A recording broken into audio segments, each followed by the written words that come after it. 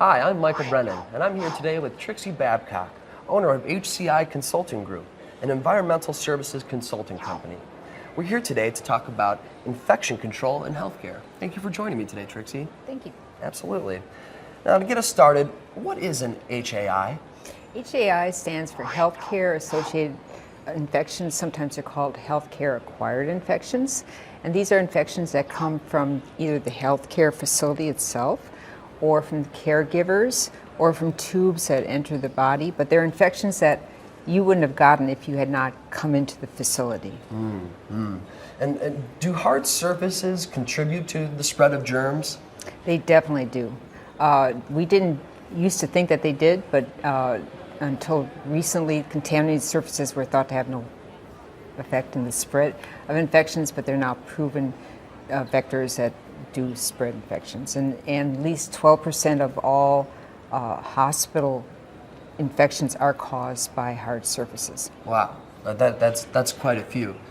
Can you give an example of an infection that could be spread through a hard surface? One that you hear of commonly is Clostridium difficile, or C. diff. You'll hear it called C. diff, and this is spread through feces. And it is, they're spores.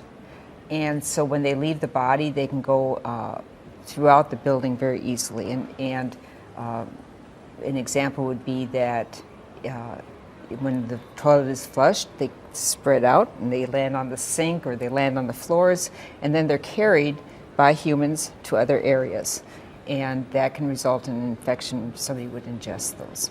The hand touches the side of the sink. That hand touches the bed, and now someone has an infected bed. Right. That's So, simple. and then somebody touches the bed and puts it up to their mouth, and that's how those germs are spread. It can happen so simply. Oh yeah. What is the best way for housekeepers to clean to stop this from happening?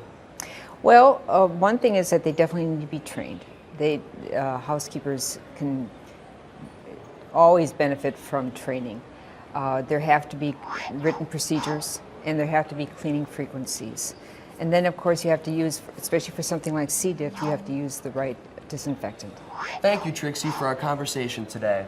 That's all for now. Have a great day. I'm Michael Brennan from ISSA. Take care.